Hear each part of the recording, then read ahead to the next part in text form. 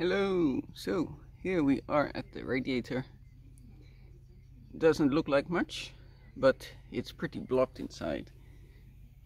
Between the fins, it's not really too much air going to be coming through there, so I'm busy blowing it out. I've already started on this side, but we still got a bit of dirt to go.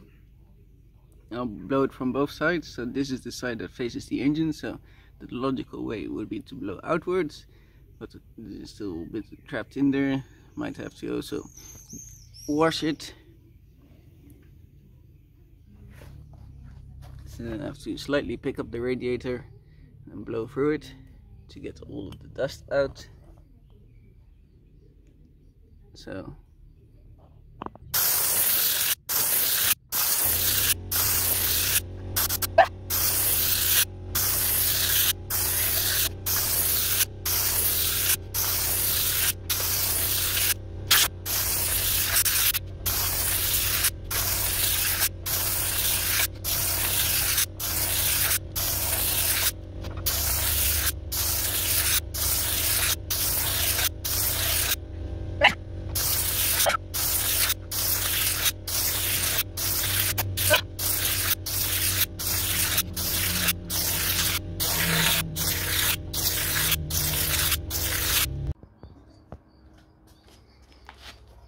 alright, we're back with the radiator. After spending quite some time cleaning it yesterday, you can see it's nice and clean now. You can look through it all the way. A lot of dust and dirt and debris got in. It was really stuck in there. My air compressor gave out for some reason, so I had to continue with the pressure washer. That seems to have done it too. There's one still blocked there, but one on this whole field or this grid is not going to affect it. There's another one, but the amount of dirt that came out, we should be fine. I did give it a very light, quick spray over with some black radiator paint, because the fins are steel, so they were showing some signs of rust, so very quickly, just to protect it. Same as the side and the front too. So radiator's done.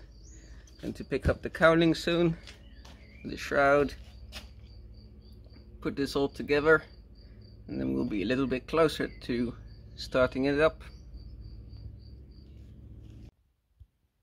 Alright, so continuing on from preparing the radiator, as you can see, it's now on the tractor and in place. So this was the radiator cowl shroud that I went to pick up,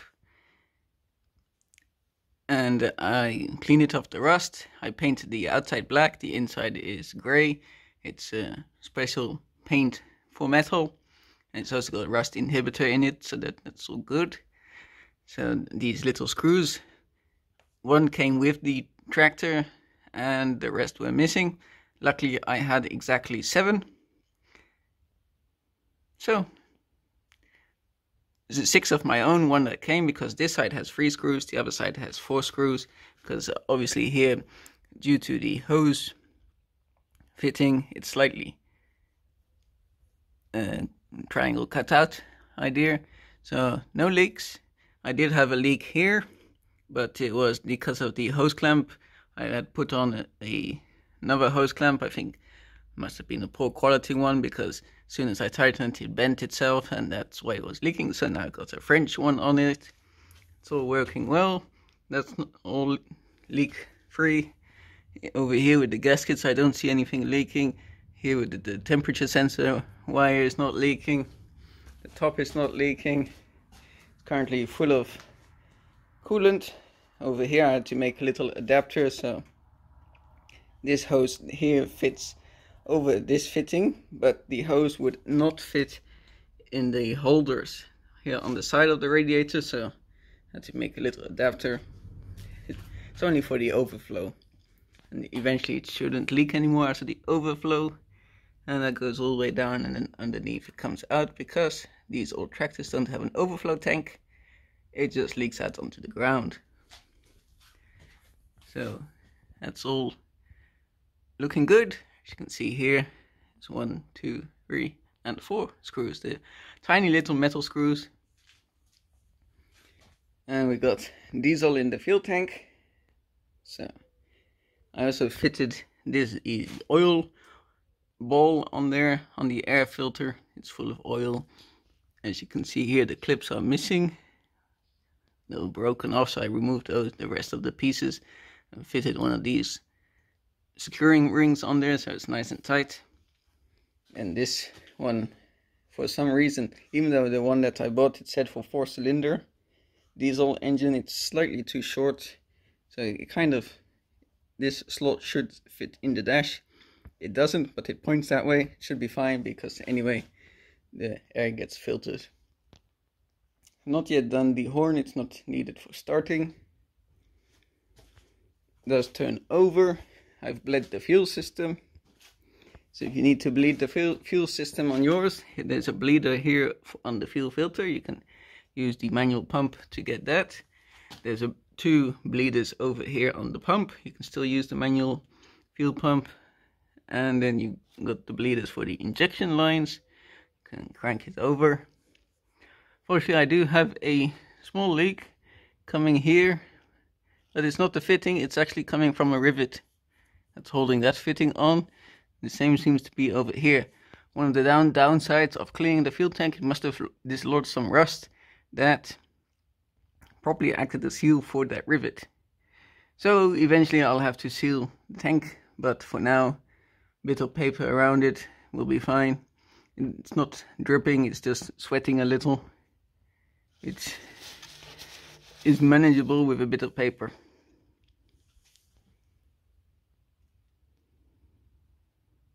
I think basically we should be ready enough to start it up.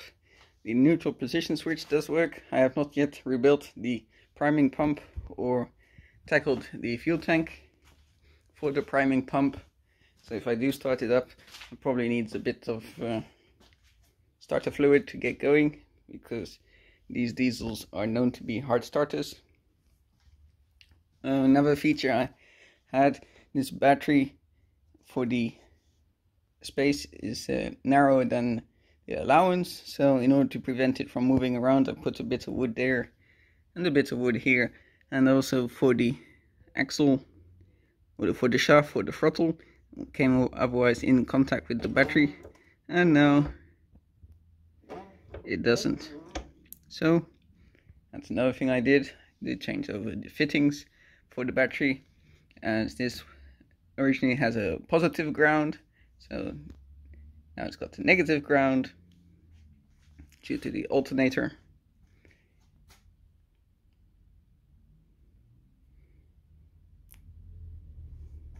I think that covers the radiator and any other updates, and we can move on to seeing if it will run.